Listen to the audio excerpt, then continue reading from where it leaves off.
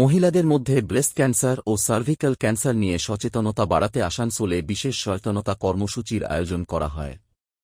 জ্যোতি international হোটেলের কাছে নবকল্প human welfare ট্রাস্টের সভাপতি অভিষেক দাসের উদ্যোগে এই কর্মসূচির আয়োজন করা হয়। অনুষ্ঠানে শতাধিক মহিলা অংশ নেন। উপস্থিত ছিলেন দিল্লি এইমসের চিকিৎসক ডা. অমিত মণ্ডল এবং টাটা মেমোরিয়াল হাসপাতালের চিকিৎসক ডা. প্রগতি ম্যাডাম। তাঁদের ফুলের তোড়া ও উত্তরীয় দিয়ে সংবর্ধনা জানানো হয়। চিকিৎসকেরা ব্রেস্ট ও সার্ভিক্যাল ক্যান্সারের প্রাথমিক লক্ষণ, সময়মতো পরীক্ষা এবং রোগ প্রতিরোধে সচেতনতার গুরুত্ব নিয়ে বিস্তারিত আলোচনা করেন। নিয়মিত স্বাস্থ্য পরীক্ষা ও প্রাথমিক পর্যায়ে রোগ শনাক্ত করার বিষয়েও মহিলাদের সচেতন করা হয়। এদিন সমাজের বিভিন্ন ক্ষেত্রে বিশেষ অবদানের জন্য কয়েকজন বিশিষ্ট ব্যক্তিকে গাছের চারা, মোমেন্টো ও শংসাপত্র দিয়ে সম্মানিত করা হয়। जो कि क्योरेबल नहीं है, इसलिए हमारा ये एम है कि हम लोगों को ज़्यादा से ज़्यादा जागरूक करें ताकि स्टेज 0, 1, 2, 3 इतने तक में हम उसको पकड़ सकें और उसको पूरा ठीक कर सकें। स्पेशली ब्रेस्ट कैंसर 100% क्योरेबल है, तो अगर आप उसको स्टेज 1 या 2 में डिटेक्ट करते हैं तो उसका प्रोग्नोसिस बहुत अच्छा होता है। हमारे पास 20-20 साल तक के फॉलोअप के पेशेंट्स हैं, लेकिन वही स्टेज 3 में वापस आने का खतरा बढ़ जाता है और स्टेज 4 तो पूरी तरह से ठीक ही नहीं होती।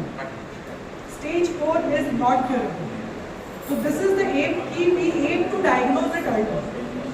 अब दूसरा हमारा मुद्दा है कि ब्रेस्ट कैंसर सबसे कॉमन कैंसर है महिलाओं की, सबसे कॉमन, तो इसीलिए और सबसे इजीली डायग्नोजेबल, क्योंकि ब्रेस्ट एक एक्सटर्नल ऑर्गन है, बाहर की तरफ होता है, तो हम इजीली उसको हाथ से फील करके कोई भी गांठ हम पकड़ सकते हैं, जो कि और कोई कैंसर में नहीं कर सकते, तो इसीलिए उसका जागरूकता होना बहुत जरूरी है।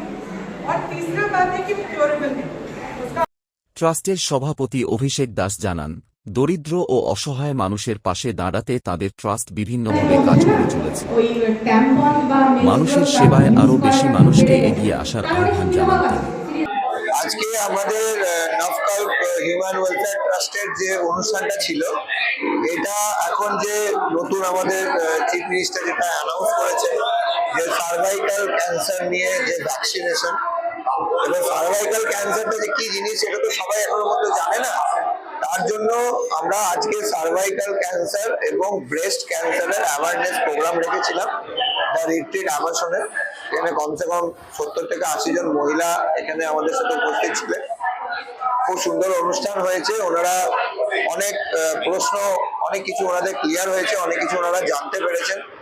আমাদের দিল্লি এইমস থেকে একজন ডাক্তার ছিলেন ডক্টর অমিত মণ্ডল, এবং একজন টাটা মেমোরিয়াল থেকেও একজন হসপিটাল থেকেও একজন ছিলেন ডক্টর প্রগতি ম্যাডাম। এনারা দুজন এসেছিলেন। ওনারা প্রেজেন্টলি এখন পিয়ারলেস হসপিটালের সাথে জড়িত আছেন। ওনারা যেভাবে সার্ভাইকাল ক্যান্সার এবং ব্রেস্ট ক্যান্সার নিয়ে যেভাবে ওনারা অ্যাওয়ারনেস আজকে ক্লাসটা করালো, আমিও অনেক কিছু জানতাম না, যেগুলো জানতে পারলাম আজকে ডেটে। তো আমিও স্প্রেড করবো অবশ্যই, ভ্যাকসিনেশনটা অবশ্যই নেওয়া উচিত।